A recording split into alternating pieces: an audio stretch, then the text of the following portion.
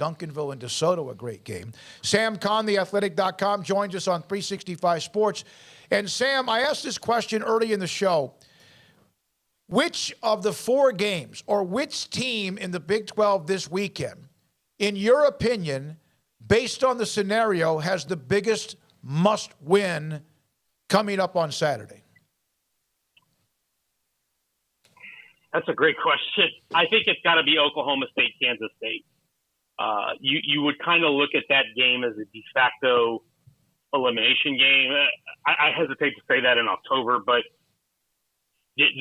both of those teams have a conference loss, and if you have 2 going into the final month of the season, that's really going to make it an uphill battle, especially if TCU beats West Virginia and on the road and stays undefeated. Then you're 2 full games behind the conference leader, and then of course you're going to be behind the second place team, which would be the winner of that game. So you want to do your best to control your fate, and winning that game will do that for either of those teams, because then they'll have the leg up in the standings. So I would say the Pokes and the Wildcats is probably the biggest must-win of those 4. How confident should Kansas State fans be that they will have a healthy quarterback in that game come Saturday?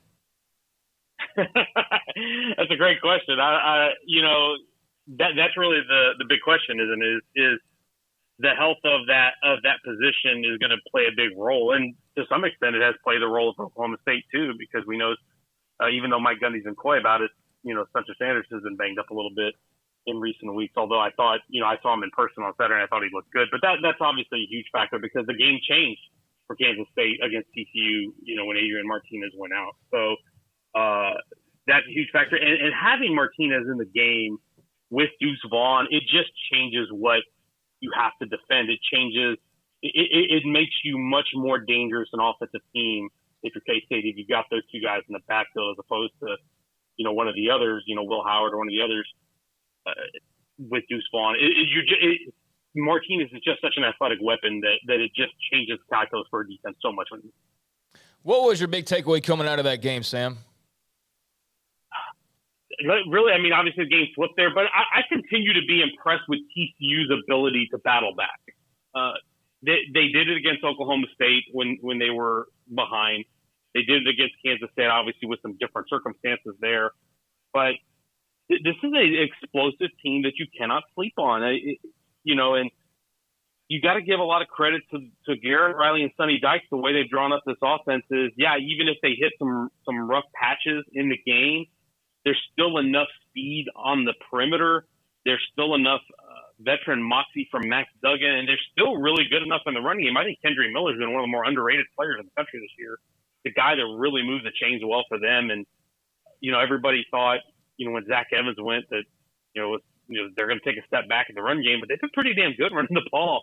But I just have been impressed with their fight and their ability to turn it on, even when they've had stretches of offensive struggle. They haven't been mired in that for 60 minutes. They've been able to claw themselves out of it and really make routine plays to get it going. Yeah, 28-10, even though Kansas State went to Howard, the backup, and they're up 20 or down 28-10, and they score right before the half, and here they go.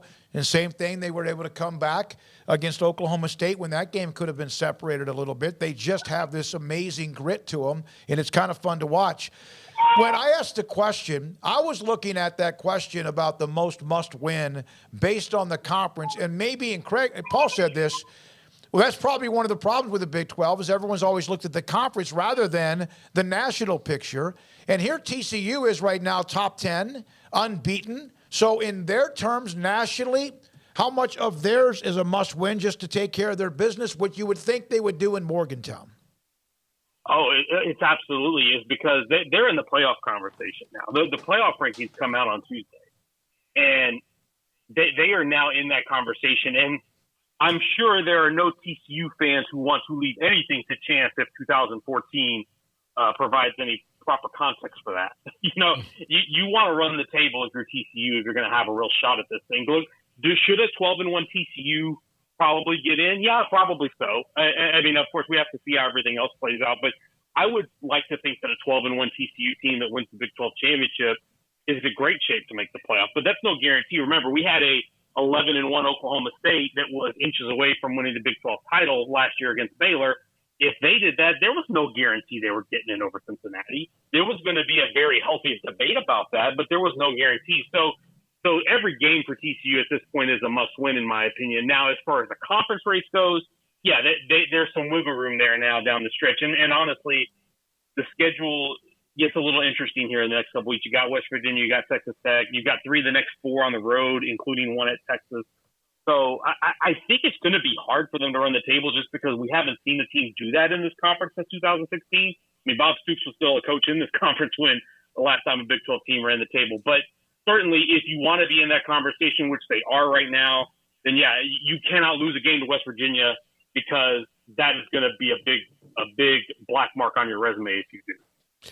Sam, the Baylor-Texas Tech game in Lubbock, the night game, it's going to be rowdy there. But this is a very interesting game between 2 and 4 and 3 teams that the loser in this game, you got to start wondering, do they find those extra 2 wins to get a bowl? Because both their schedules down the stretch still remain to be in a very tough Big 12. Yeah, no doubt. This is a big one for both of them in that regard. I think probably even more so for Baylor because the last 3 for Tech are Kansas, Iowa State, and Oklahoma. And so I do, and the way that Texas Tech is playing right now with Baron Morton, I love the way they've looked offensively ever since he's taken over. I just feel some juice with that team. So even if Tech somehow drops this one, I still feel like they're in pretty good shape. Whereas if you're Baylor, you're looking at that last 3 of Kansas State, TCU, and at Texas to close the season out. That's a pretty stretch for Baylor. So in terms of postseason play, I think this one's probably a little bit more important for Baylor in that regard. And also, remember that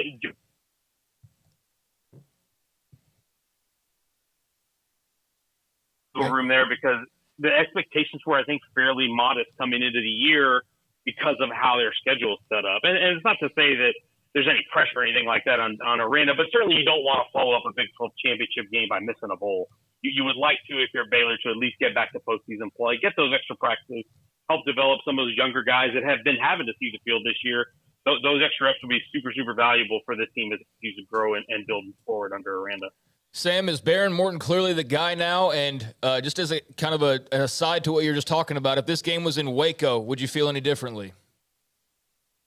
Yeah, I think Baron is the guy. I can't see how he can't be. I mean, just when you watch that guy, and I'm sure you guys have seen it before, when you watch a guy and you just notice he's got a certain amount of juice and just the team feels different, the offense feels different, the way it runs feels different.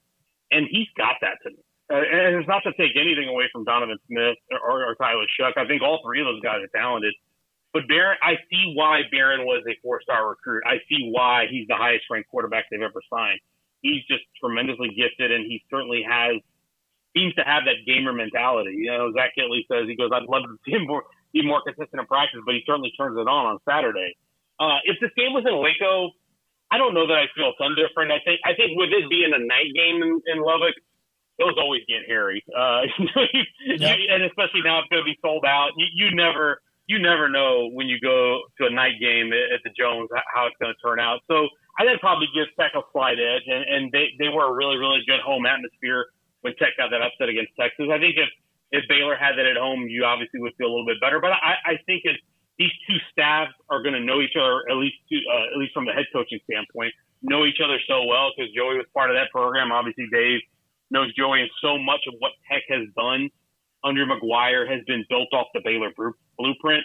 I think this is going to be a compelling game no matter. You could put it in AT&T Stadium like they did for a while, and I think it'd still be really compelling. Sam, there's always this graphic that people have on certain fan bases or about certain teams, and there's always been this roller coaster graphic of A&M climbing the roller coaster, kind of making progress, and then about mid-year it starts going down, and then at the end the roller coaster has no rails. They're gone. And this year, yet again, in fact, it happened even earlier with even higher expectations. Your thoughts about where they are? Jimbo's got a massive buyout. He's not going anywhere. But the disaster that's going on right now in College Station. Boy, these next few weeks and months are going to be really, really important in this program because that I think you are in real danger of this thing going completely off the rails. And I don't mean in this season. Like, this season has obviously been far below expectations. We were sitting at 3-4 when you started the season in the preseason top 10. But I mean and I'm talking about long-term belief in the program and the direction you're going. They've got to find a way to finish a little bit stronger this year, number one. Get to the postseason, because, gosh, if they miss the postseason and go 5-7, I mean, what kind of disaster are we talking about? What does that mean for recruiting? That's another question. But also, what does Jimbo Fisher do this offseason? Does he actually look in the mirror and assess the need to change the offense, whether it's changing it himself, whether it's hiring an offensive coordinator, whether it's hiring somebody like what LSU did with Joe Brady? Maybe he's not the play caller, but somebody to come in and provide a different vision and some different eyes and advice and perspective that can modernize your offense a little bit. I think it's seriously needed because defensively, I think they're a good team, but they haven't scored 30 points against an FBS team since last October. It's been almost a full year since they scored 30 points against an FBS team. And that's a problem. It's especially a problem in the SEC. And they're going up against an Ole Miss team that scores a lot of points this week. So, and then I haven't even gotten to the suspensions that they had this week, which are another issue. But they have got so much talent on that roster. And I think if you don't find a way to right the ship here in the next few weeks and then make the right offseason moves that you need to make, I think it really puts in peril the trajectories that this program was on before the season, which seemed to be one that was heading toward competing for a college football playoff in the years to come. Sam, Andy Sables had a great column on it on your site yesterday about, but the A&M administration can't, like, who can go to him and say, you have to do this? I mean, he has all the power given the massive amount of that buyout. Nobody can. That's the thing. You cannot. He has the key to the kingdom. They made that clear. And when they gave him that, I even wrote that last year, right? They gave him that extension before the season last year, proactively to kind of fend off the LSU overtures should they come and should LSU had fired at Orgeron, which of course happened. And LSU and Scott Woodward definitely were kicking those tires on Jimbo Fisher late in the season to try in the midst of their coaching search. So they did that, and so they gave him those extra years to take him to 10 more years guaranteed. And so you put yourself in this position. He can do whatever he wants. Now, that said, I don't think he's going to purposely not make changes. He's a really competitive guy, and I think he wants to succeed. And so I'm certain he's going to try to do something. But he's also a stubborn guy. And he won a national championship calling plays. So I can understand why he would look himself in the mirror and say, you know what? I won a national championship as a play caller and running the offense. I certainly can figure it out myself. And that's one of the things I think is really hard when you've been successful, admit that what you're doing is not working and acknowledge that you need change. That's really hard. Is he willing to do that? I have no idea. I have no idea if he's willing to go that far, but I know A&M fans and alumni are certainly hopeful that he's introspecting enough to realize that they're going to need to do something. Sam, it was one thing when the quarterback room kind of evaporated under Kevin Sumlin. They obviously were just playing a little too free and loose with, what they were getting in talent-wise and egos and all of that. But what do you make of the way the quarterback room is currently constructed? And do you feel like they hit on their analysis, or is that part of the issue? What's part of the issue to where a program like this doesn't seem to have a guy at that spot? Yeah, I think part of the issue is the offense. It's Jimbo, because look at the list of guys he's recruited post Jameis Winston. There is nobody there that is. I think since 2016 that he hasn't had an all-conference passer, like a first-team all-conference guy, whether it was at Florida State or at Texas A&M. So we're talking 6-7 years now that stretch is gone. All those guys, and this is just my opinion, but they can't be that all those guys are missing. Like, it can't be that all those guys can't play. There's something lost in transition because other big-time programs offered the guys that Jimbo has signed. And I look at this current room, I watch Haynes King, and I think he's a really talented guy. Part of it is the team issues. Like, they allow more pressure statistically than any other team in the country. Right? They've allowed pressure on like 45% of their dropbacks. So that's number one. But the other offensive issues is it takes a long time for guys to grasp this. Like, the best A&M quarterback that Jimbo has had is Kellen Mond, somebody who he inherited. And it was really the third year that Mon was in the offense that he finally looked like a really good quarterback. So if you have to sit around and wait for guys to develop 2-3 years to get there, that's just not a winning formula. I personally think King is talented, and I think Connor Wegman, who the 5-star freshman who got in the game late last week, and you would think A&M fans are hoping they want to see here down the stretch, I think he's a terrific talent too. But if you're not making it easier on your guys with pre-snap motion, with easy throws, with progressions that are not super deep and don't take a long time, especially with the protection issues you have, if you don't make it easier on your guys, then yeah, everybody's gonna be trying to tread water running this offense. So that's why I go back and it's like, so do I don't know if it's how much of it is a quarterback evaluation issue and how much of it is a Jimbo offense issue, but I lean more toward the latter. Sam Kahn, theathletic.com on college football. Paul Catalina, Craig Smoak, and I'm David Smoak. Sam, if you right now, and I know that we kind of know at least now, where Georgia, Ohio State, I know Clemson's unbeaten in their schedule. They still have a couple of bumps in the road perhaps, but do you see 4 elite teams right now in college football? Yeah, I think Georgia and Ohio State certainly. I mean, Ohio State's schedule is kind of hard to say. Yeah. Tennessee, what they've done, I mean, gosh, it's really hard. It's really hard to knock what they've done, especially after the Alabama win. And Josh Heupel, gosh, look how quickly he's turned that around. Remember what they looked like when all those players were transferring out a couple of years ago after the Pruitt firing.